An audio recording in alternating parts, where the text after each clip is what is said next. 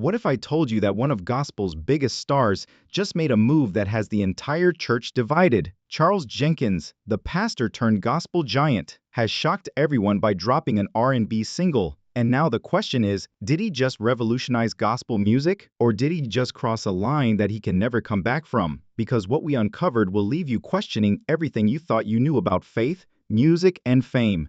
Charles Jenkins has long been a force in the gospel world, a pastor, a singer, and a voice that has inspired millions with powerful anthems of faith. But now, his latest move has sparked one of the most heated conversations in church circles today. Picture this, a man known for worship and ministry suddenly stepping into the realm of smooth R&B.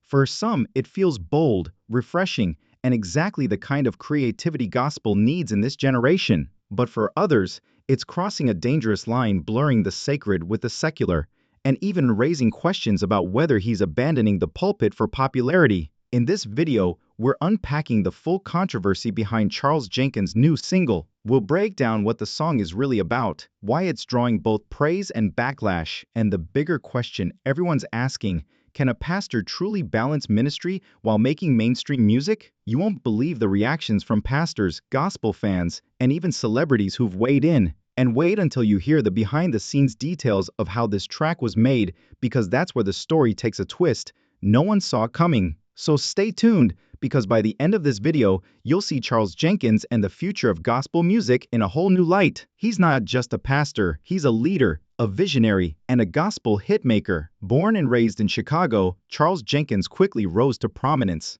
not only for his fiery sermons, but also for his ability to bridge the pulpit and the stage. His breakout anthem, Awesome, became a staple in churches around the globe, a song that still gives chills every time it's sung.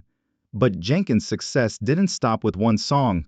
Over the years, he's built a reputation as a forward-thinking voice in gospel music, blending contemporary sounds with timeless messages of faith. He's never shied away from pushing boundaries, and that fearless approach has set him apart. Still, through it all, Jenkins has always carried one title above all others: pastor first, musician second. That's what makes his latest move so controversial. His new R&B single has left many stunned, because in the church world, gospel isn't just a genre, it's a calling. For decades, gospel and secular music have lived in separate worlds. And while pioneers like Kirk Franklin and Mary found ways to blur those lines, the fear remains: does crossing too far into mainstream mean sacrificing ministry for fame? Now, with Jenkins' latest track, those questions are louder than ever. Supporters call it bold and innovative, while critics worry it's a dangerous compromise. The debate is clear: has Charles Jenkins gone too far, or is he rewriting the rules of what ministry in music can look like? This is where it becomes even more intriguing. Jenkins hasn't been afraid to confront these issues himself. However, you might be surprised by the way he presents his choice. In the following section, we will discuss that. The response to Charles Jenkins' announcement that he was entering the R&B scene was immediate and explosive. The song wasn't merely discreetly released on streaming services. It had a lyrical language that was far different from what most churchgoers expected from their pastor, as well as well-produced images. Curiosity was aroused by the title alone. Fans questioned whether Jenkins was purposefully turning away from the pulpit to reach a completely new audience, or if this would be a crossover motivated by worship. Posts, tweets, and comments analyzing every note, lyric, and even his attire in the song video flooded social media within hours of the release. Supporters on one side commended Jenkins for having the audacity to venture into uncharted area. They maintained that love songs and soulful ballads aren't necessarily sinful, and that music is universal. Jenkins was only demonstrating to them that pastors are also people, and that they can be creative, romantic, and emotional without compromising their religion. A pastor finally demonstrating to the world that you don't have to be boxed in. One fan even wrote in a remark, "I support Charles in breaking down barriers." The outcry, however, was equally, if not more, loud on the opposing side. Jenkins was accused of diluting his message by certain church officials, who said that he was going too far by embracing R&B. Others expressed a sense of betrayal, claiming that after years of following his ministry, they saw him sell out to the secular world. Comments came pouring in. This doesn't sound like the man of God I believed I knew. Is this the same Charles Jenkins who authored Awesome? The dispute gets more heated at this point. Many churchgoers view this as more than just a creative decision. They interpret it as a spiritual declaration. They see music as more than just amusement. It reflects your priorities, your beliefs, and the people you serve. Therefore, R&B is more than just beats and melodies. When a minister like Jenkins enters the scene, it turns into a discussion about leadership, holiness, and what it means to represent the church in a culture that is fixated on celebrities. The story was even reported by mainstream media. Entertainment sites, Christian radio hosts, and gospel bloggers argued about whether Jenkins' track was a welcome change from gospel influence or a move away from it completely. Jenkins was portrayed in the dramatic headlines as either a trailblazer or a warning story. Here's the twist though. This tune wasn't released by Jenkins by chance. It wasn't just a late-night experiment posted online. This endeavor was purposeful, meticulously planned, and intensely intimate. And the dispute takes a very different turn as you hear Jenkins's own thoughts on his choice. Because this is where Jenkins reveals his vision, and it could completely alter your perspective on the argument. Charles Jenkins didn't let the internet freely discuss his decisions in the midst of the commotion surrounding his new single. Rather, he embraced the discussion, confronting the debate head-on, and his explanation of his transition into R&B gave both detractors and admirers a lot to ponder. Jenkins explained his choice in terms of originality, liberty, and sincerity. He asserts that music is not limited to a single genre, audience, or lane. He contended that his full creative expression need not be restricted to Sunday morning worship simply because he is a pastor. This is what he put it plainly. I have multiple identities. In addition to inspiring religion, I can sing about life, love, and the human condition. My calling is unaffected by any of it. It enhances it. The core of Jenkins' justification is the notion that a pastor can serve in a variety of capacities without compromising their religion. He said that his R&B record was about accepting the entirety of his identity as a man, a husband, and an artist, rather than about straying from the gospel. This wasn't a compromise for him. It was growth. This is where it becomes even more interesting though. Jenkins maintained that romantic expression, heartfelt ballads, and even love songs have a place in the lives of believers. He emphasized that the Bible itself is replete with passionate and loving expressions. Consider the Song of Solomon, which is regarded by many as some of the most beautiful love poetry in the Bible. Why, therefore, can the Bible praise love in such personal ways? Can a pastor sing about it too? Inquired Jenkins. This explanation was revolutionary to his admirers. They viewed Jenkins as a man who didn't hesitate to challenge the inflexible boundaries that the church frequently enforces. For them, he was recovering a more human side, demonstrating that religious leaders don't have to be devoid of passion, romance, or originality when they are not in the sanctuary. However, his detractors felt that his comments were insufficient. They maintained that perception is important, regardless of how he phrased it. They believe that a preacher performing R&B, particularly with erotic overtones, conveys conflicting messages to the audience. You don't get the luxury of separating your roles when you wear the title of pastor. One critic said online, "The church is reflected in everything you do." The fire has been further stoked by this back and forth between Jenkins' defense and the expectations of the church. The plot then takes a different course at this point, because while some questioned whether Jenkins should sing R&B at all, others started to go further into the single's production, the individuals he worked with, the music video's aesthetic, and even the marketing plan.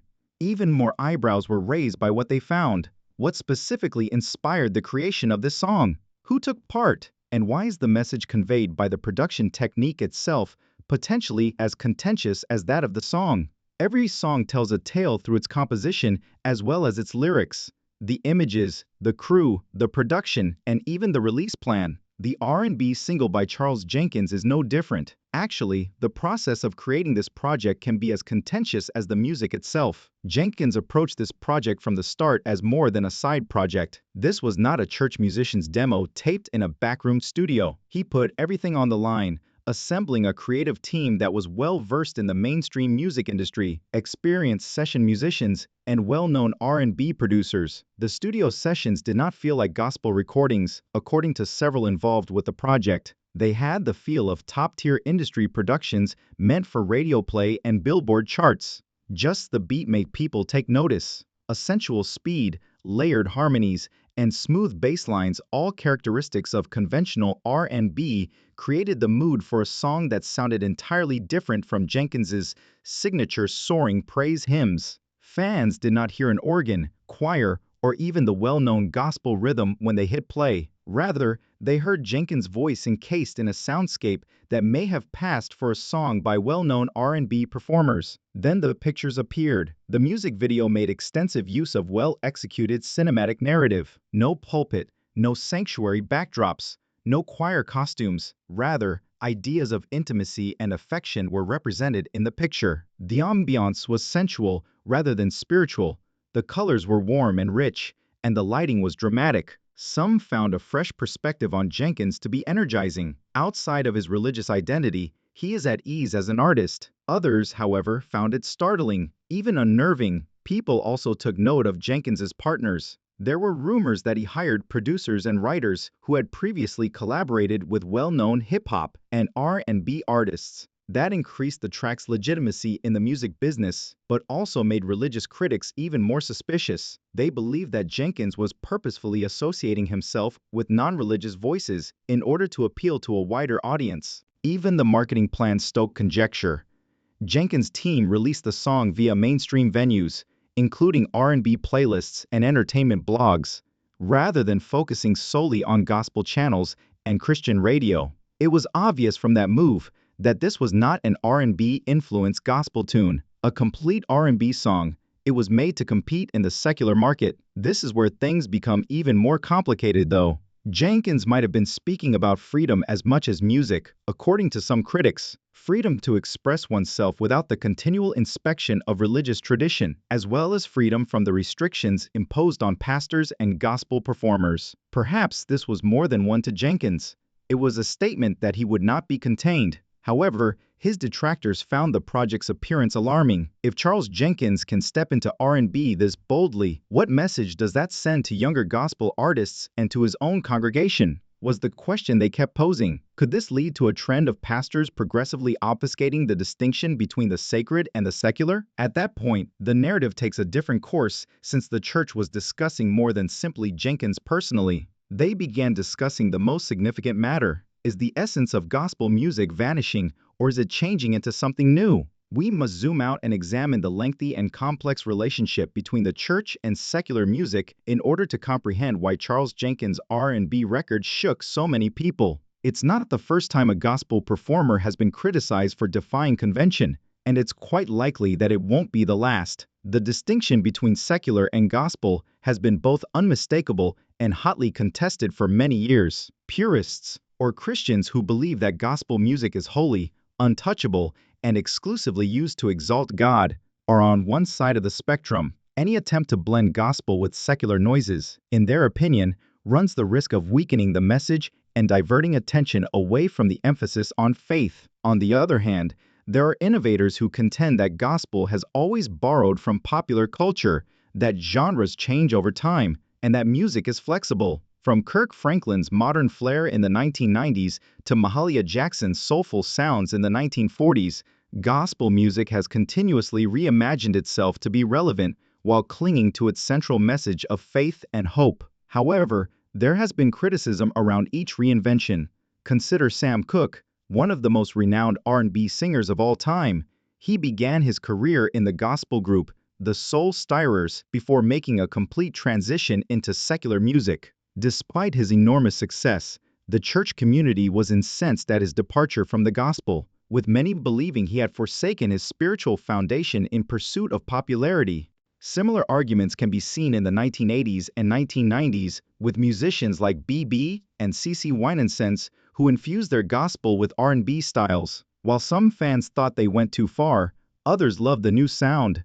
It goes without saying that Kirk Franklin's utilization of hip-hop music and his partnerships with secular rappers sparked debates that are still being explored today. The case of Charles Jenkins falls neatly into this recurring trend. He made people face issues that had been brewing for decades by writing a full-fledged R and remaining single while serving as a pastor. Where does secular begin and gospel end? Is it possible for a pastor to sing about romance, love, or even tragedy without sacrificing his vocation? Perhaps the most challenging topic is whether the church should change with the times or stay the same and defy prevailing trends. Jenkins' dual persona is what makes his case so combustible. He is more than just a gospel performer. His flock looks to him for spiritual guidance, and he is an active pastor. The stakes are considerably raised by that. Jenkins does more than merely represent himself as an artist with each song and every performance. He is standing in for his ministry, his church, and the religion he espouses. That implies to his detractors that he bears more responsibility than the typical gospel artist. However, there is another side to this argument that is frequently ignored. The strict division of sacred and secular is being resisted by many younger Christians, particularly millennials and Gen Z. They contend that God is present in every facet of life, including as relationships, love, and human expression. It is not a scandal to them that Jenkins R. is unmarried. Reality is reflected in it. The pastor's genuine portrayal of the human condition strikes a profound chord with younger people. The discussion is being further fueled by this age gap. Younger followers saw Jenkins' decision as freeing, but older churchgoers typically view it as hazardous. And when those two viewpoints diverge, the discussion spreads beyond social media comment sections. It overflows into family living rooms, pulpits, and pews. The question now extends beyond Charles Jenkins. It concerns gospel music's future. Will there be a pushback to maintain the genre's historic shape, or is it moving toward more fusion with secular styles? And how much leeway do pastors and other religious leaders have to try new things without jeopardizing their reputations? There is no doubt that Jenkins rekindled a centuries-old argument, and the church has continued to discuss it ever since. However, the narrative doesn't stop here since, in the background, something else has been going on while the uproar is going on. In addition to provoking debates, Jenkins' tune has been growing in popularity, which adds even more intrigue. Is the controversy really doing him more good than harm?